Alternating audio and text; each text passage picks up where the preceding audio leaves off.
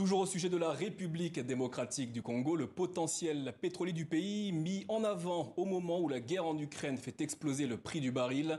Une reconfiguration du marché pétrolier est en cours. Comment la RDC compte-t-elle en tirer profit avec ses hydrocarbures?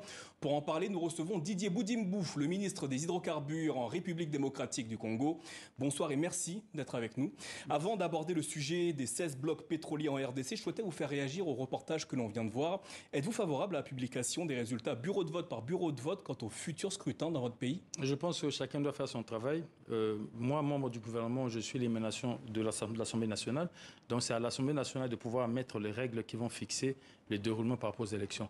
Et je pense que jusque-là, l'Assemblée nationale est en train de faire son travail, donc je ne peux qu'appuyer derrière. Mais ne s'agissait-il pas de garantie vis-à-vis de la transparence quand on sait que certains scrutins en RDC peuvent être compliqués? L'émanation de moi, étant que membre du gouvernement, c'est l'Assemblée nationale. Et l'Assemblée nationale est en train de garantir ça. Et ils sont en train de débattre entre députés.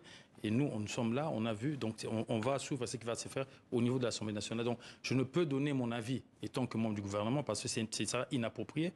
Donc, nous suivons ce qui se passe au niveau de l'Assemblée nationale. En avril dernier, vous avez été interrogé par l'Agence nationale des renseignements avant d'être relâché. Pourquoi les services congolais souhaitaient-ils vous entendre? Je n'ai pas été interrogé, j'ai été invité pour une séance de travail. Je suis allé, on a fait ce qu'on devait faire comme séance de travail par rapport à la situation générale.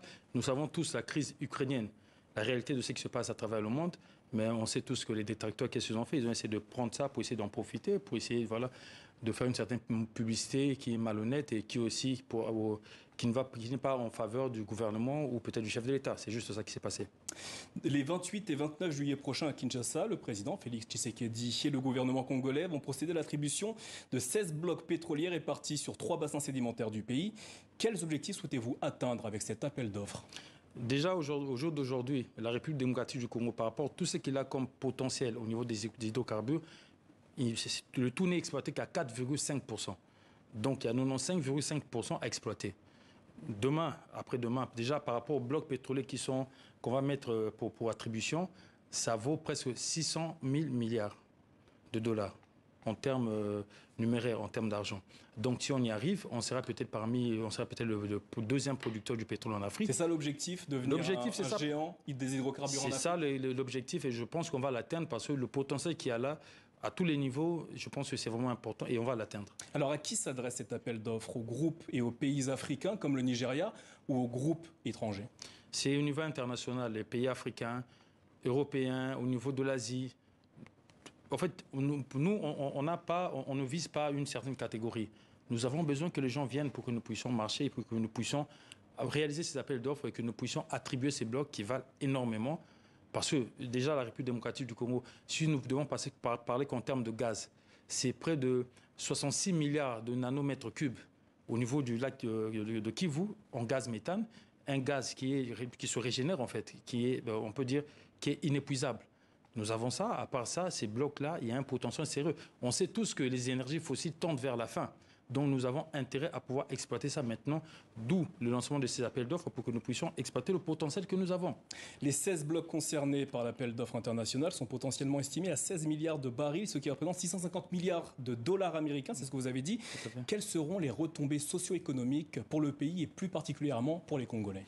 La première des choses, c'est qu'avant, tout ce qu'il y a eu comme contrat n'a pas été fait. Il y avait des conventions en fait, parce que le dernier c'était par rapport à la Perenco, la convention de 1969, et le reste, il y a eu des contrats de partage de production, mais qui n'ont pas été effectifs parce qu'il n'y a pas eu de production réellement.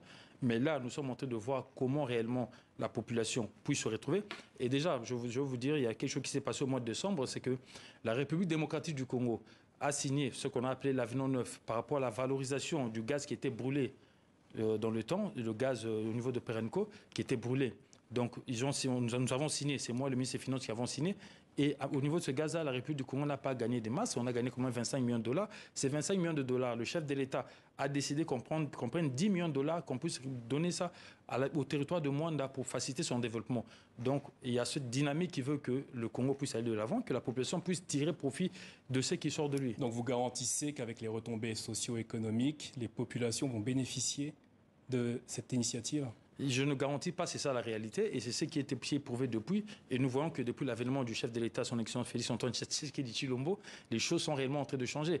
Nous voyons tout ce qui est en train de se faire en termes de réconciliation au Congo. On a vu des acteurs politiques, l'autre qui a accusé l'autre d'être tanzanien, l'autre qui a accusé l'autre d'être zambien, italien. Aujourd'hui, ils sont réconciliés parce que c'est le chef d'État qui a permis qu'il y ait cette décrispation plutôt, qu'il y ait cette atmosphère, qu'il y ait cette attente au sein du pays, dont nous voyons les avancées. D'où même, par rapport à ces élections qui sont en train d'arriver, nous sommes sûrs que les choses vont bien se passer, parce que nous avons un chef de l'État qui n'est ni dictateur, qui est là pour mettre l'apaisement, que tout le monde puisse se réunir autour de lui.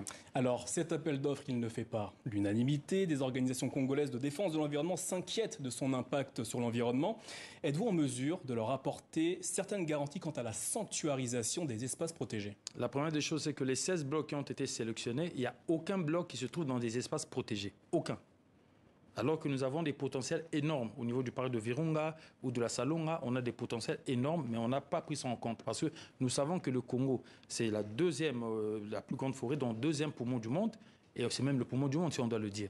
Nous le savons tous, et la République démocratique du Congo, à travers son gouvernement, à travers son premier ministre Sama Lukonde, son excellence Sama Lukonde, on ne s'est pas permis de pouvoir prendre ces blocs-là. Nous avons pris des blocs qui sont hors des périmètres protégés, dont je pourrais dire à tous ceux qui aiment l'environnement, le Congo, nous aimons l'environnement, mais nous devons quand même profiter de ce que nous avons comme sous-sol.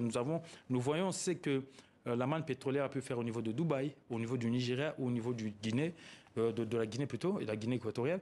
Donc nous voyons tout ce qui a pu arriver, tout ce que ça a pu donner à ces pays-là. Donc je pense que la République démocratique du Congo a le droit d'en bénéficier sans pour autant toucher aux aires protégées. Et c'est ce que nous sommes en train de faire. Didier Boudimbo, Monsieur le Ministre, merci d'avoir répondu à nos questions ce soir. Merci beaucoup.